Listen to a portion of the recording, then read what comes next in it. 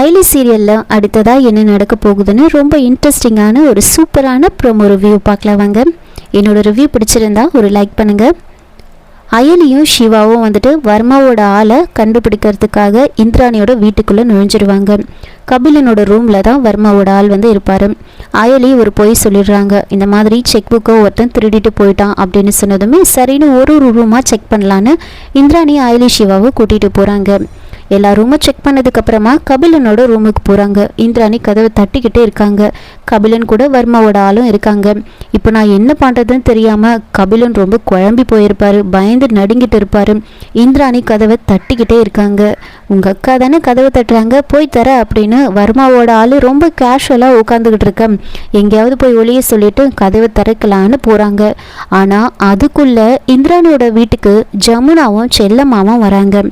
இந்திராணி ஷாப்பிங்காக அவங்க கிட்ட வந்து சொல்லியிருப்பாங்க, இன்னைக்கு ரெடியாக இருங்க, நம்ம எல்லோரும் ஷாப்பிங் போகலாம் அப்படின்னு சொல்லியிருப்பாங்க. ஆனால் ரித்திகாவுக்கு திடீர்னு ப்ரான்ஸ் அலர்ஜினால வந்து ஃபேஸ் எல்லாம் ஒரு மாதிரி ரெட்டிஷாக ஆனதுனால வர முடியாதுன்னு சொல்லிட்டு போகிறதுக்காக ஜமுனாவும் செல்லம்மாவும் வந்து இந்திராணியோட வீட்டுக்கு வராங்க. கரெக்டாக இந்திராணி கதவை தட்டிக்கிட்டு இருக்க கபிலன் வந்து கதவை திறக்கலான்னு வரும்போது ஜமுனாவும் செல்லம்மாவும் வீட்டுக்குள்ளே நுழைஞ்சி அயலியை பார்த்துடுறாங்க. அயலியும் ஜமுனாவும் பார்த்துடுறாங்க. ரெண்டு பேரும் ஒருத்தர் மாற்றி ஒருத்தர் பயங்கரமாக வந்து ஷாக் ஆகுறாங்க. கபிலன் கதவு திறக்கும் போது கரெக்டாக அயலியும் சிவாவும் கீழே இறங்கி போயிடுவாங்க. ஒரு பக்கம் ஜமுனா அயலியை பார்த்து முறைச்சிக்கிட்டு இருக்க இந்திராணி கபிலன் கிட்ட ஏன் கதவு திறக்கிறதுக்கு இவ்வளோ நேரம், என்னதான் பண்ணிட்டு இருக்க அப்படின்னு ரொம்ப கோபமாக பேச, இல்லைக்கா நான் குளிச்சுட்டு இருந்தேன் அப்படின்னு சொல்லி சமாளிச்சிடுறாங்க. சரி ஒன்றும் இல்லை அப்படின்னு சொல்லிட்டு இந்திராணி இவங்களை பார்த்ததுமே கீழே இறங்கி வராங்க. என்ன விஷயம், இவ்வளோ தூரம் வந்திருக்கீங்க, இன்னைக்கு நம்ம ஷாப்பிங்க்கு தானே போக போகிறோம் அப்படின்னு சொல்ல, இல்லை இன்னைக்கு ஷாப்பிங் போக முடியாது, அதை சொல்லிட்டு போகலான் தான் வந்தேன் அப்படின்னு சொல்லி, ரித்திகாவுக்கு இந்த மாதிரி ஒரு அலர்ஜி இருக்குது அப்படின்னு இந்திராணியோட ஃபேமிலியில் இருக்கிறவங்க யாருக்கும் தெரியக்கூடாது அப்படின்னு அயலி கிட்ட சொல்லியிருப்பாங்க. அவங்களுக்கு தெரியாத மாதிரி இவங்க வேற வேற பொய்யை வந்து சொல்கிறாங்க. இந்த மாதிரி அவர் வேலையை விட்டு வர்றதுக்கு கொஞ்சம் லேட் ஆகும், என்னோட மாமியாராலையும் முடியலன்னு சொல்லிட்டாங்க, அதனால் இன்னொரு நாள் ஷாப்பிங் வச்சுக்கலாம் அப்படின்னு சொல்ல, சரி ஓகே அதில் ஒன்றும் ப்ராப்ளம் இல்லை, இது சொல்கிறதுக்கு நீங்கள் ஃபோன்லேயே சொல்லியிருக்கலாமே, நீங்கள் எதுக்காக வீடு வரைக்கும் வந்தீங்க அப்படின்னு கேட்க, இல்லை உங்கள் எல்லாருக்கிட்டையும் நேரில் பார்த்து சொல்லிட்டு போனால் தான் நல்லாயிருக்கும், அதனால தான் இங்கே வந்தேன் அப்படின்னு சொல்லிட்டு, சரி அயலி நீ எதுக்காக இங்கே வந்த அப்படின்னு ரொம்ப கோபமாக கேட்குறாங்க. அப்போது அயலி வந்துட்டு அது வந்து அப்படின்னு சொல்ல உடனே இந்திராணி, இங்கே பாருங்கள் அயலி, நீங்கள் போயிட்டு முதல்ல வந்து அதை வந்து பிளாக் பண்ணிவிடுங்க அப்படின்னு வந்து சொல்கிறாங்க. உடனே அயலியும் வந்து சரிங்க நான் பண்ணிடுறேன், பேங்க்குக்கு போயிட்டு நான் அந்த ப்ராசஸ் பண்ணிடுறேன் அப்படின்னு வந்து சொல்கிறாங்க. அந்த இடத்துல ஜமுனா அவங்களோட கோபத்தை காமிக்கவே மாட்டாங்க. அமைதியாக அயலியை வந்து கூட்டிகிட்டு போகிறாங்க. சிவாவை வந்து அதுக்கு முன்னாடியே வந்து வீட்டுக்கு போயிட்டுருப்பாங்க. சிவா வந்து அயலியை பார்த்து எந்த தப்பும் பண்ணாமல் இப்படி வந்து கஷ்டப்படுறாளே அயலி அப்படின்னு வந்து ஒரு பக்கம் ரொம்ப ஃபீல் பண்ணிகிட்டு இருப்பாரு. ஜமுனாவும் செல்லம்மாவும் அயலி வீட்டுக்கு கூட்டிட்டு வந்ததுக்கப்புறமா ஜமுனா பயங்கரமாக கோவப்படுறாங்க.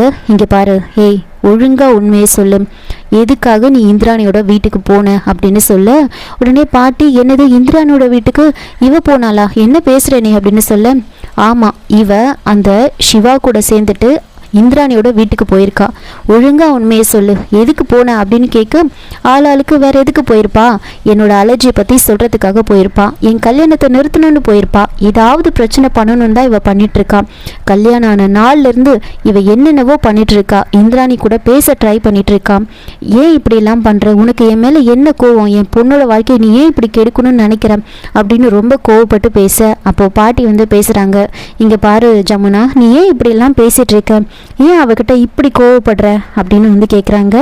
அதுக்கு ஜமுனா வந்துட்டு சொல்கிறாங்க, இங்கே பாருங்க அத்தை, இது என் பொண்ணோட வாழ்க்கை பிரச்சனை, நீங்கள் எதுவும் பேசாதீங்க, ஒழுங்காக உண்மையை சொல்லு, எதுக்காக அந்த இந்திராணியோட வீட்டுக்கு நீ போன அப்படின்னு கேட்க, இப்போ நடந்த விஷயத்த வந்து அப்படியே அங்கே சொன்ன போய் இங்கேயும் சொல்கிறாங்க, இந்த மாதிரி செக் புக்கை ஒரு திருடன் திருடிட்டு போயிட்டான், பேங்க்குக்கு போகிற வழியில் அவனை துரத்திட்டு போகும்போது அவன் அந்த வீட்டுக்குள்ளே போயிட்டான், அதனால தான் நாங்களும் அந்த வீட்டுக்கு போனோம் அப்படின்னு சொல்ல, இங்கே பாரு இந்த பொய்யெல்லாம் சொல்லாத அப்படின்னு சொல்கிறாங்க.